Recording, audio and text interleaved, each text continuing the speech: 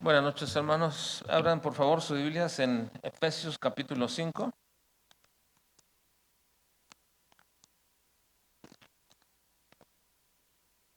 Ya cada vez más acercándonos al final de esta carta. Efesios capítulo 5.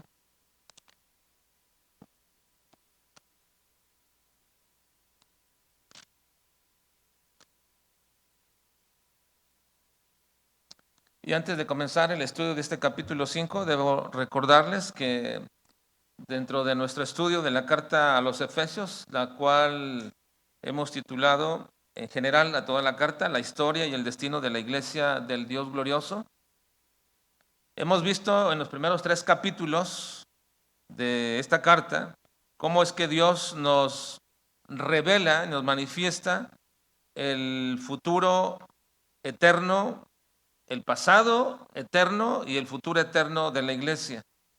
Recuerden que en estos primeros 3 capítulos nos habla de cómo en la eternidad de Dios, por su obra de gracia, nos eligió, nos predestinó, para luego también decirnos que estaremos sentados en un futuro glorioso en lugares celestiales con Cristo. En cierta manera ahí se resume los primeros 3 capítulos, ¿verdad? La manera en cómo el Señor en la eternidad nos eligió y predestinó, y luego después en el futuro nos dice estaremos sentados en lugares celestiales con Cristo Jesús. De hecho dice ya estamos, ¿verdad? Pero estamos hablando de un futuro que aún nosotros no experimentamos, pero en la verdad bíblica y en la omnisciencia de Dios y en la voluntad del Señor ya estamos en esos lugares celestiales con Cristo.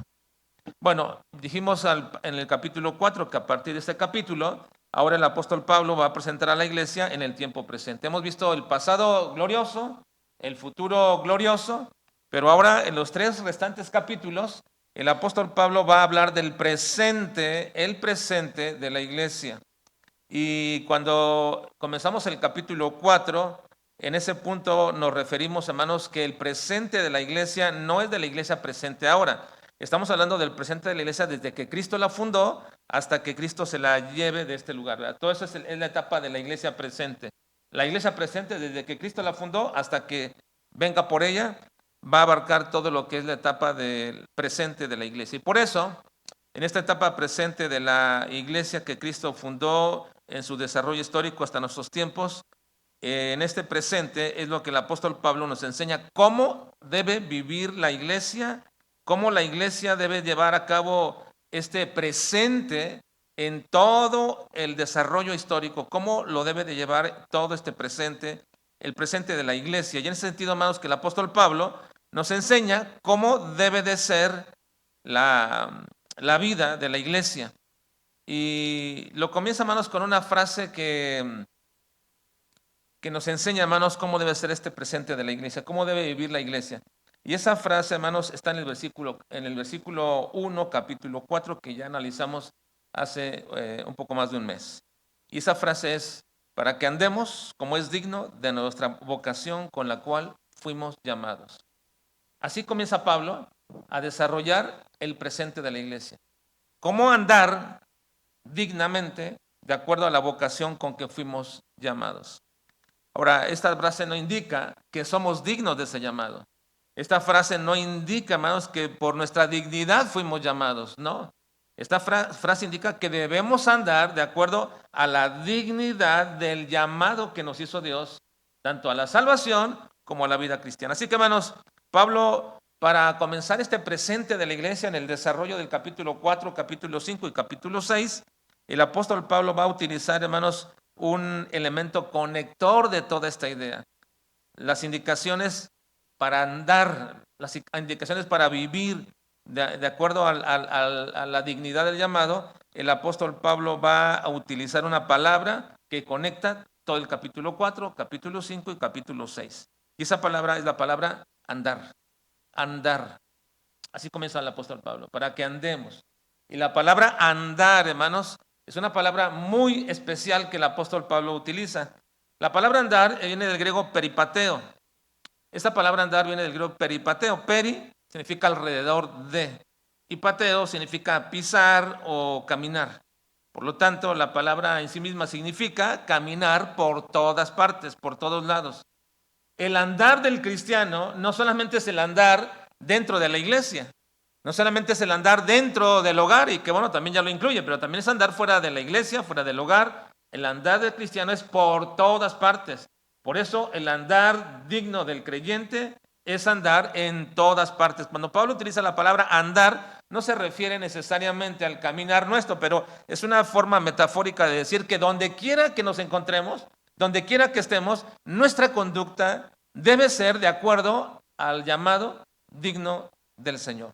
Así que Pablo va a usar esta palabra continuamente como una conexión de toda la idea teológica respecto al presente de la iglesia.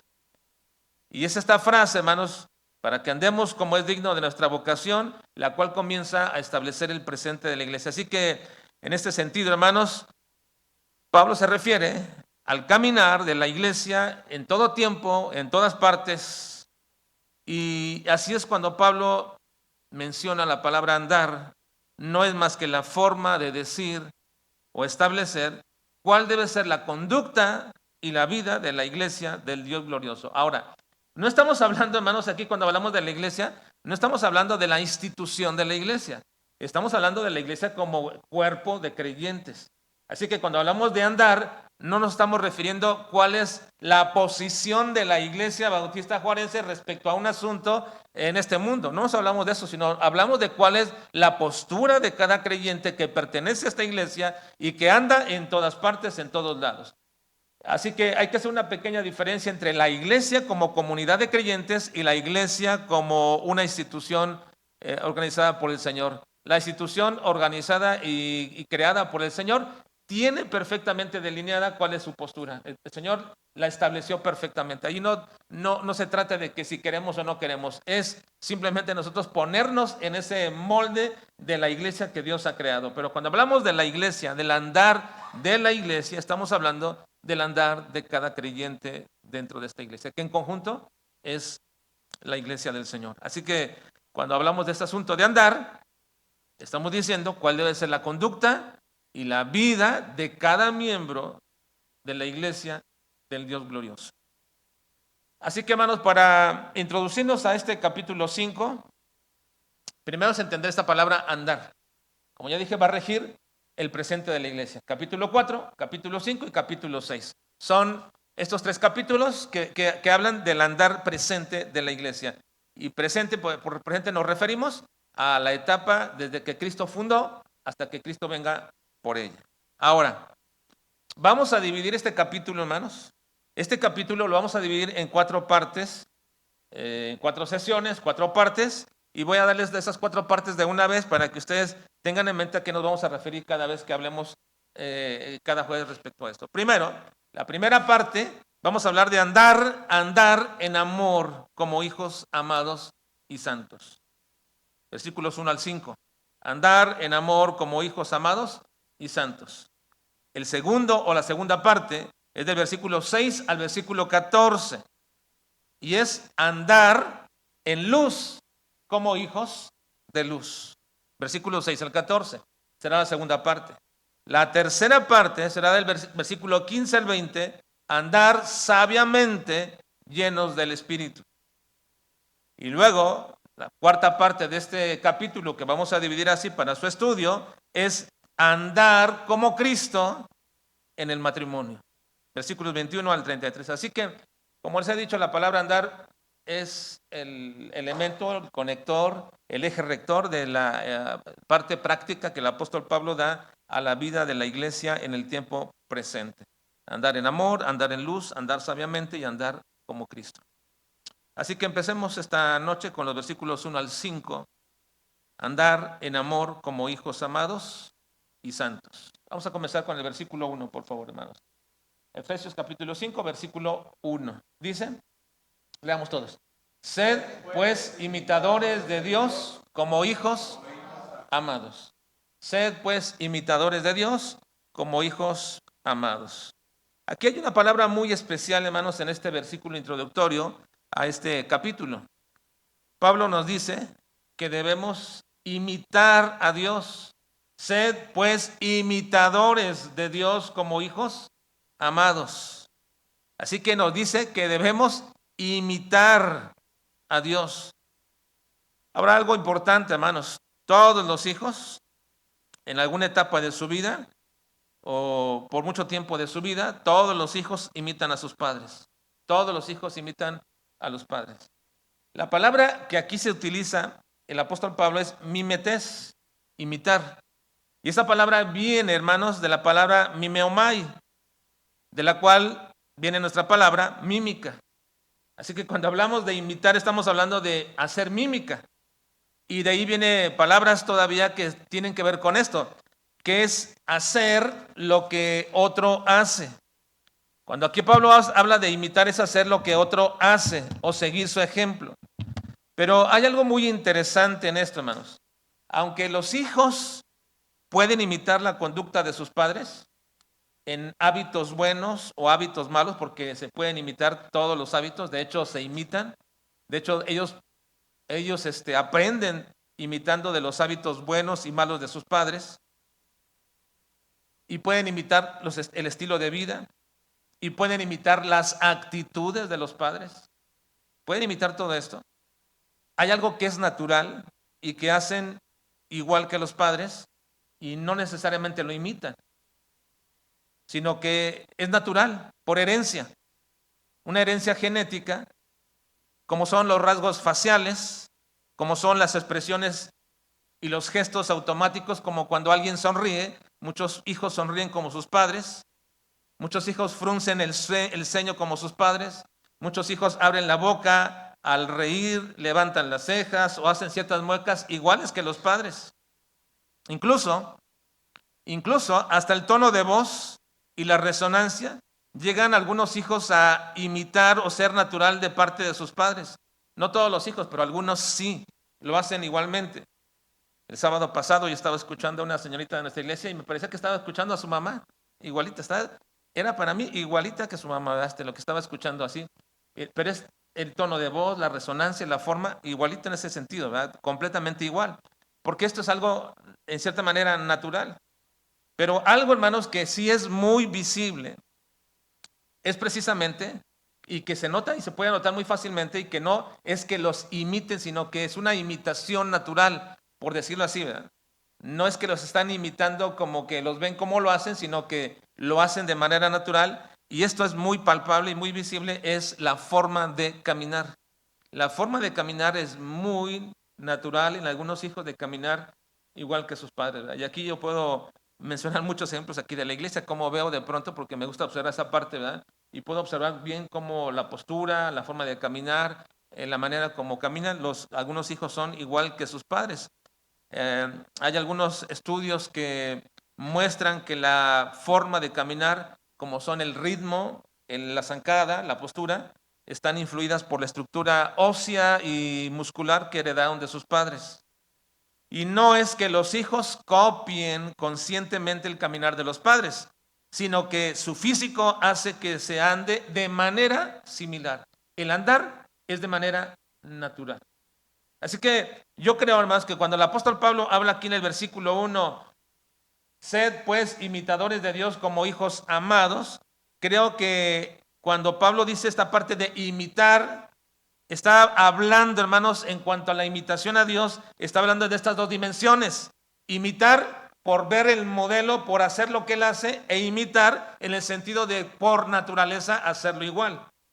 Así que Pablo, cuando habla de imitar, no necesariamente está hablando de hacer idénticamente o copiar nada más, que debemos hacerlo, pero también se está refiriendo al hecho mismo de que por naturaleza se hace lo que el Padre hace. Déjenme explicarles estas dos dimensiones. Hacer como Él hace, es decir, imitar de acuerdo al modelo que Dios es claro en este pasaje, porque está precedida por la frase, antes de que diga sed imitadores de Dios, dice sed pues imitadores de Dios. La frase completa dice sed pues, que es lo mismo de así que o por lo tanto. La frase así es traducida en muchas versiones, ¿verdad? Así que diría la frase al inicio, así que sean imitadores de Dios. Otros llaman, por lo tanto, sean imitadores de Dios. Y otra dice, de manera que sean imitadores de Dios, lo cual nos indica que debido a lo que se ha venido diciendo en el capítulo anterior, entonces deberíamos ser imitadores de Dios. Y podríamos decir que la razón de que esto se nos presente así, de ser imitadores de Dios, ¿cuál es la razón? Bueno, la razón es que en el capítulo anterior el apóstol Pablo nos presenta a Cristo como el modelo a seguir en Efesios 4:13. Miren lo que dice Efesios 4:13. Hasta que todos lleguemos a la unidad de la fe y del conocimiento del Hijo de Dios, a un varón perfecto, a la medida de la estatura de la plenitud de Cristo. Así que se presenta a Cristo como el modelo a seguir. Por lo tanto, si Cristo es el modelo a seguir, y usando esa misma idea que trae el apóstol Pablo, dice entonces sean imitadores de Dios. Pero también, antes de empezar el capítulo 5, el último versículo del capítulo 4, el versículo 32, también nos dice algo relacionado a esto. Vean, dice el versículo 4:32, antes, sed benignos unos con otros, misericordiosos, perdonándoos unos a otros, como Dios también os perdonó a vosotros en Cristo. ¿Qué está diciendo? Imiten lo mismo que hace Dios. Acaba de decir esto y luego inmediatamente dice, sed pues imitadores de Dios. Es decir, si Dios ha sido benigno con nosotros, si Dios ha sido misericordioso con nosotros, ustedes también imiten a Dios siendo misericordiosos y perdonándonos unos a otros.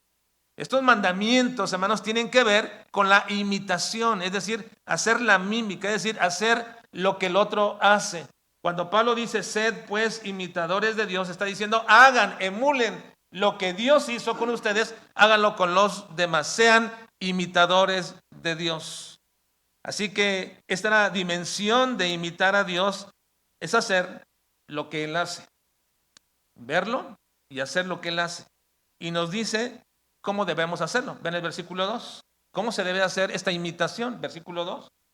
Dice, y andad en amor, como también Cristo nos amó y se entregó a sí mismo por nosotros, ofrenda y sacrificio a Dios en olor fragante. Y de ahí el título de nuestra enseñanza en esta noche, ¿verdad? De la primera parte, andad en amor. Si yo voy a imitar a Dios en su andar, ¿cuál es el andar de Dios? El andar de Dios es amor. El andar de Dios es amor. Si yo voy a imitar a Dios en su andar, entonces el andar de Dios es andar en amor. Y por eso dice, andad en amor, como también Cristo nos amó y se entregó a sí mismo por nosotros, ofrenda y sacrificio a Dios en olor fragante. Así que nos dice cómo es nuestra imitación de Dios. Y también nos dice cómo es ese ejemplo y nos da un ejemplo de cómo es que Dios ama. ¿Cómo es que Dios ama? Bueno, dice que Él nos amó de esta manera tan especial. Andar en amor como también Cristo nos amó y se entregó a sí mismo por nosotros, ofrenda y sacrificio a Dios en olor fragante. Cristo, hermanos, nos amó. Cristo nos amó y así lo aclara la palabra cómo. ¿Cómo debemos andar? Como Cristo también nos amó. ¿Y cómo nos amó? Entregando su vida por todos nosotros. Aquí, por supuesto, hermanos, hay una enseñanza muy grandiosa del carácter sustitutorio y redentor de Cristo. Y es tan grande esta doctrina, hermanos, que obviamente no la voy a tocar aquí, porque lo que aquí se quiere enfatizar es cómo debemos andar. ¿Cómo es el andar del Señor? Andar en amor. Ese es el andar del Señor. ¿Y cómo lo ejemplifica? Pues entregándose a sí mismo por nosotros. Está entregándose a sí mismo por nosotros en una entrega sustitutoria y redentora por todos nosotros. Pero déjenme decirles, hermanos, ¿cuál es la motivación? Y es algo que ya hemos enseñado varias veces anteriormente, hermanos. ¿Cuál es la motivación por la cual Cristo fue a la cruz? ¿Cuál es la principal motivación por la cual Cristo fue a la cruz? ¿El amor por nosotros? Por amor al Padre. Ese amor al Padre se refleja en obediencia. Cualquier hijo obediente, cualquier hijo que ama a sus padres es un hijo obediente. Esto está ligado, es inseparable. No puede separarse, hermanos, la práctica del amor con la práctica de la obediencia. Esto es imposible, la Biblia lo conecta perfectamente. Si tú amas, no se trata de decir, ah, sí, padre, te amo, ah, sí, madre, te amo. No se trata de expresar palabras, de ser cariñosos, melosos con los padres. Que bueno, todo eso es una manifestación bonita y los padres lo agradecen, ¿verdad? Cuando sus hijos son acercados y te dan un beso, te dan un abrazo y te dicen que te aman. Qué bueno, pero eso no refleja más que palabras. Cuando si realmente un hijo ama, ¿cuál es la expresión de ese amor? Obediencia. Obediencia. Siempre está manifestado así el amor con obediencia. Es inseparable. Es inseparable. El amor se manifiesta con obediencia. Así que, ¿por qué Cristo fue obediente hasta la muerte y muerte de cruz? ¿Por amor a quién? Al Padre.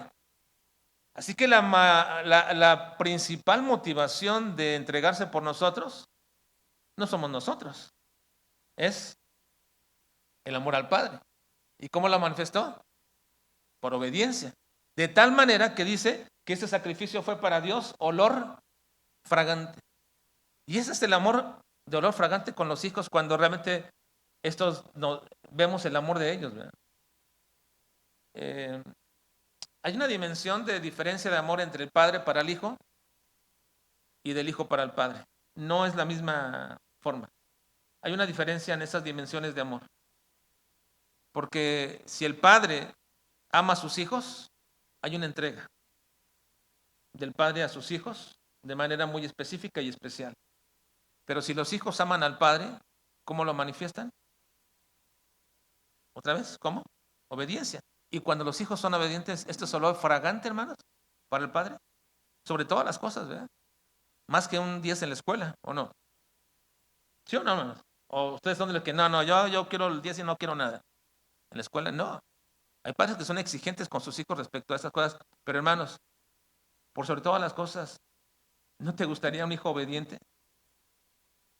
Hermanos, nos gustan los hijos obedientes, deseamos y oramos a Dios. Y por eso, cuando los padres aman a sus hijos, los disciplinan, pero los disciplinan ¿para qué? ¿Para que lloren? ¿Para que se frustren? ¿Para que se enojen? No, para provocar en ellos obediencia. Obediencia. Se ejercita en la obediencia con la disciplina. Y cuando los hijos van aprendiendo esto en la disciplina y son obedientes, es olor fragante. Bueno, es lo que dice que hizo Jesucristo, ¿verdad? Si yo voy a imitar a Dios, ¿cuál es el andar de Dios? Según Pablo, ¿andar qué? En amor, en andar en amor. ¿Y cuál es el ejemplo de ese amor? Dice el versículo 2, se entregó a sí mismo por nosotros. Se entregó a sí mismo por nosotros. Y esa ofrenda y sacrificio fue a Dios olor fragante, porque fue en obediencia. Cuando Cristo entraba, hermanos, a la tierra, Él dijo, el hacer tu voluntad, Dios me ha agradado. Así que por obediencia se entregó. Ahora, eso tampoco no quiere decir que Cristo no tenía amor por nosotros. Sí tenía amor. De hecho, la Biblia menciona que Cristo se entregó por su iglesia y menciona cuáles son esas características que vamos a ver posteriormente, ¿verdad? Que son las que debe imitar un esposo con la esposa. Es en la cuarta parte de nuestro estudio que veremos cómo debemos andar como Cristo dentro del matrimonio. Cómo se debe andar en el matrimonio como Cristo. Pero hermanos, aquí se está manifestando que la imitación de Dios, algo que debemos hacer viéndolo a Él, es andar en amor. Y ese andar en amor se da en el ejemplo máximo de Cristo, como en el carácter sustitutorio y redentor por nosotros, en amor al Señor, en obediencia al Señor y por supuesto en una manifestación visible para todos de amor también para nosotros.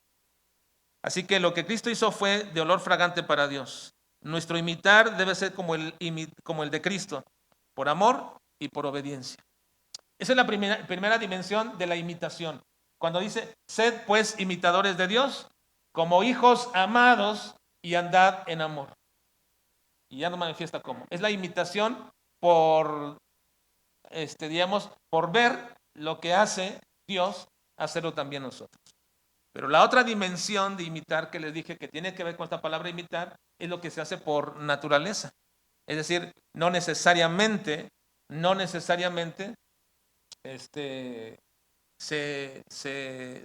imita o se ve cómo se hace, sino que por naturaleza esas gesticulaciones, esos movimientos, ese andar es algo que se hereda. No quizás en todos, de una parte u otra, pero hay algunos donde se ve muy, muy palpablemente. He conocido casos de hijos cuyos padres no los conocieron o que nunca, o no los conocieron hasta que los conocen, y de pronto se ven esos rasgos iguales, ¿verdad? Que están ahí. Sobre todo, este es muy peculiar, el andar. Ahora, esta es la segunda dimensión, la imitación por naturaleza. Y por naturaleza tenemos ahora nosotros de Dios un rasgo distintivo que debemos hacer ya no por imitación, sino por naturaleza.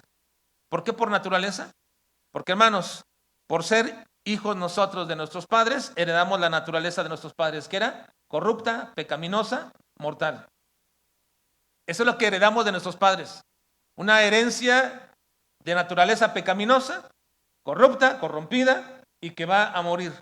Pero cuando dice Juan 1:12, mas a todos los que le recibieron, a los que creen en su nombre, les dio potestad de ser hechos hijos de Dios. Y luego aclara, los cuales no son engendrados de carne y sangre, ni de voluntad de varón, sino de Dios.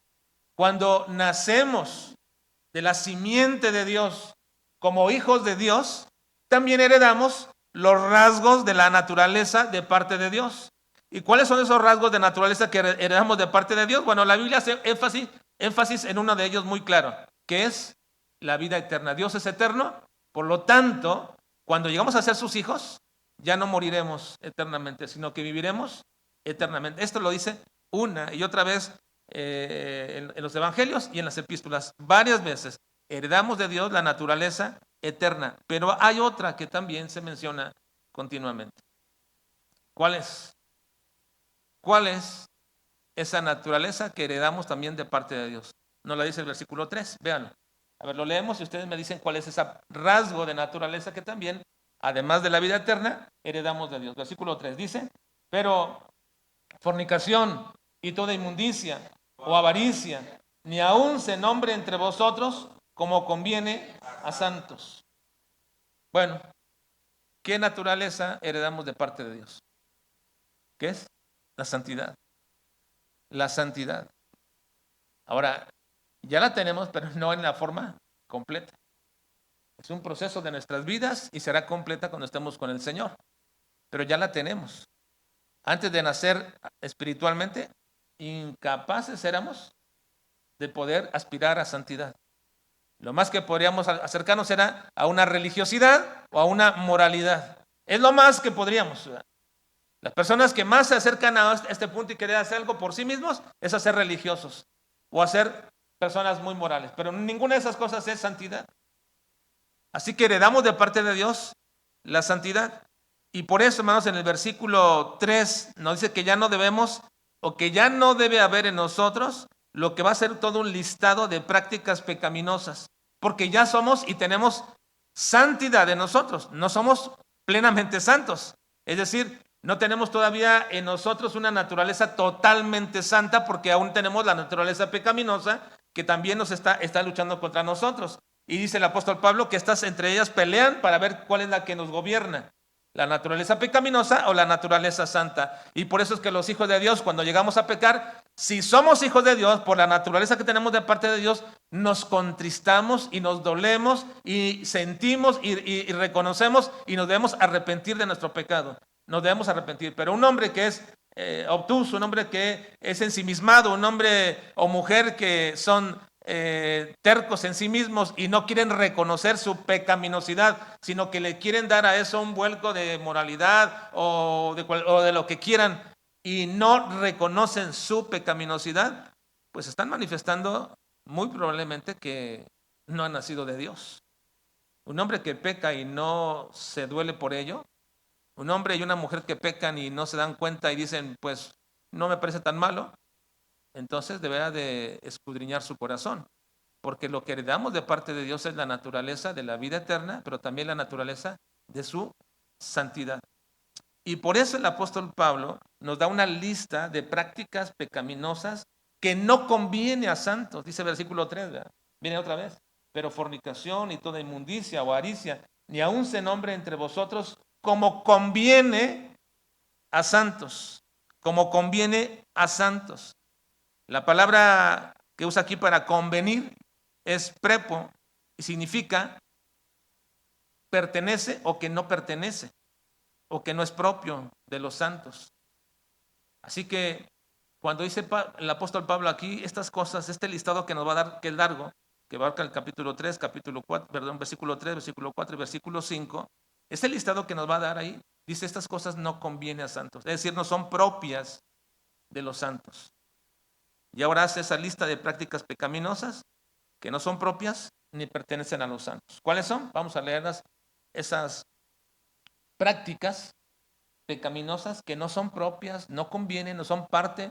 La palabra convenir es un poco aquí media oscura un poco en cuanto al propósito, porque convenir no significa como que es de conveniencia, me conviene hacerlo, no. La palabra aquí más bien tiene que ver con una, no conviene decir que no les pertenece, no son propias de los santos.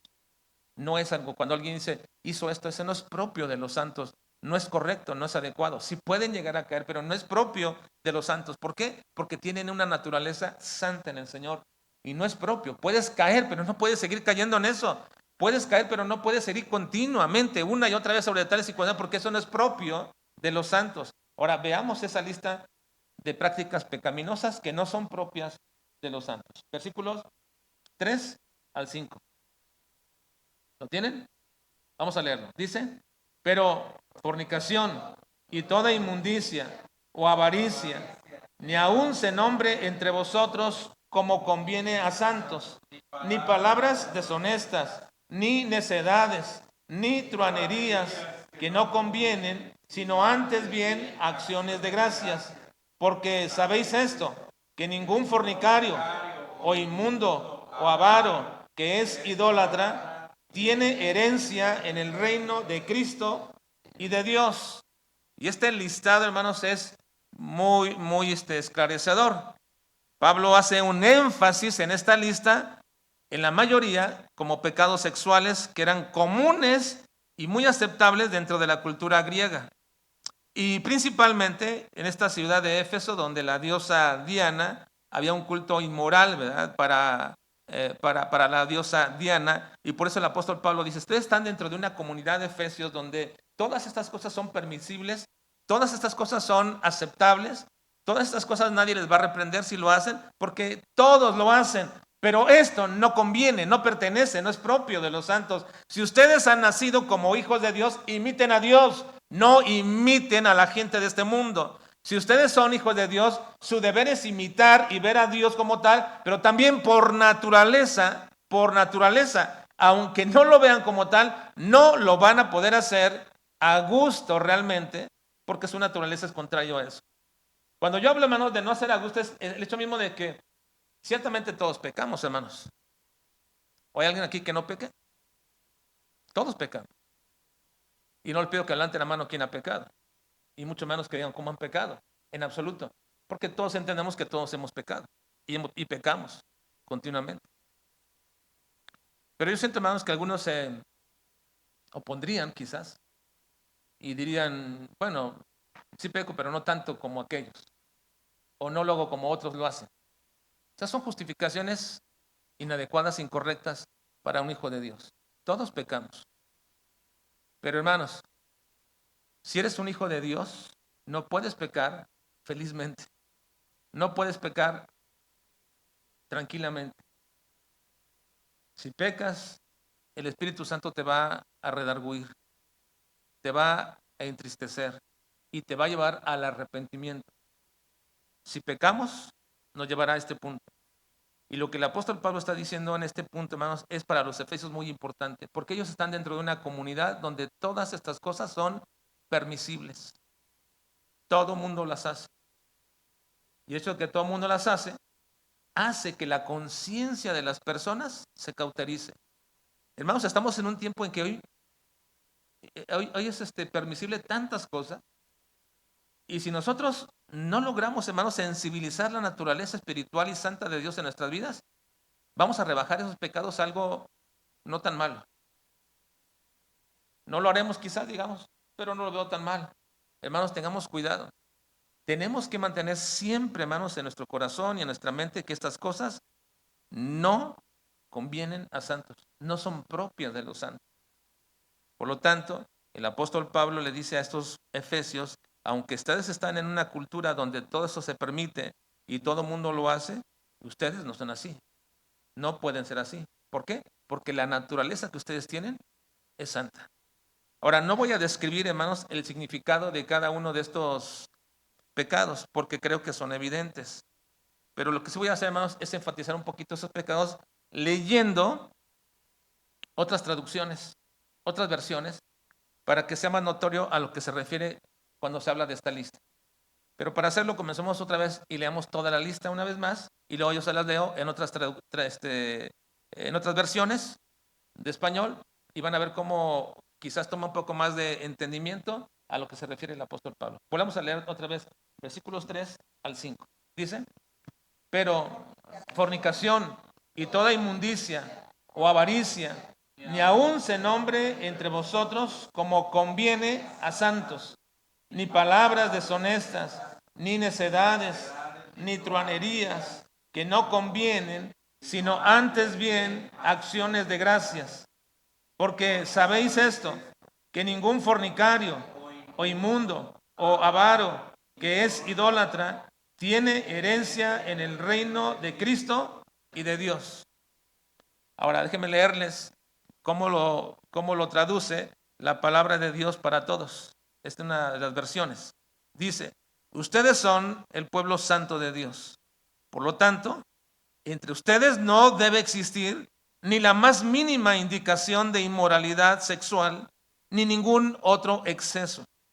Tampoco digan groserías, tonterías, y ni hagan bromas vulgares, pues no convienen.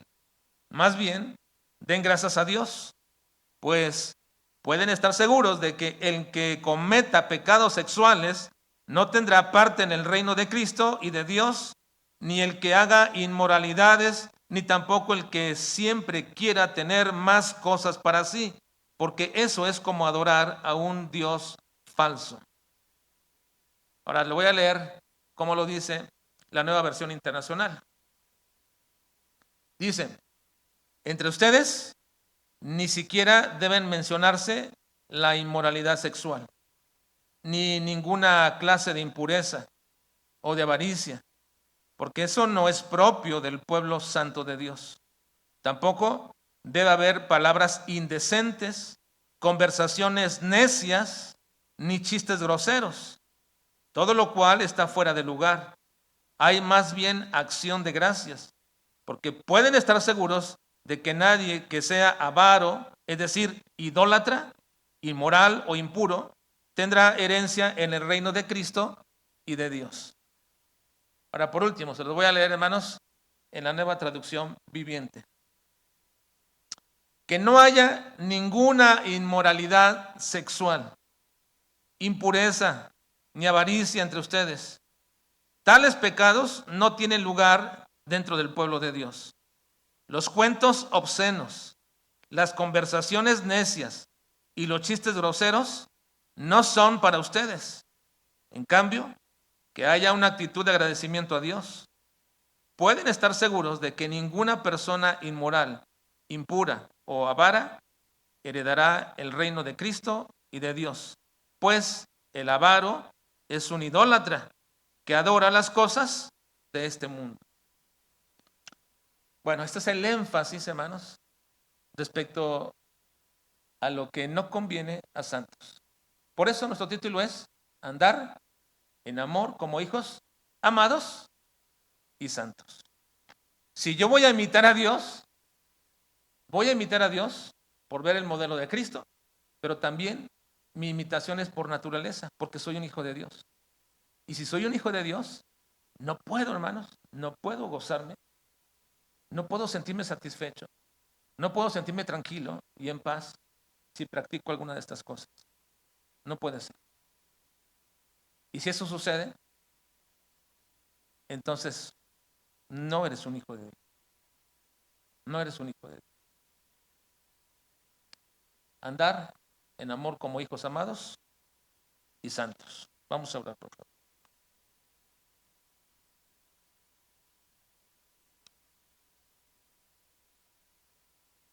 Padre, te alabamos y bendecimos en esta noche.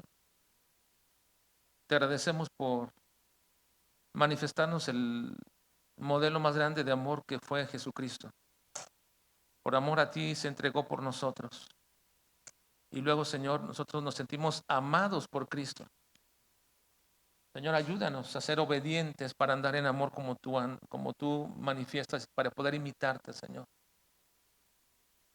Pero también, Padre, ayúdanos a expresar esa naturaleza santa que tú nos has dado, al aborrecer y quitar y desechar de nosotros estas prácticas que pudieran todavía molestar o pudieran estar latentes o ser una tentación continua, Señor. Ayúdanos.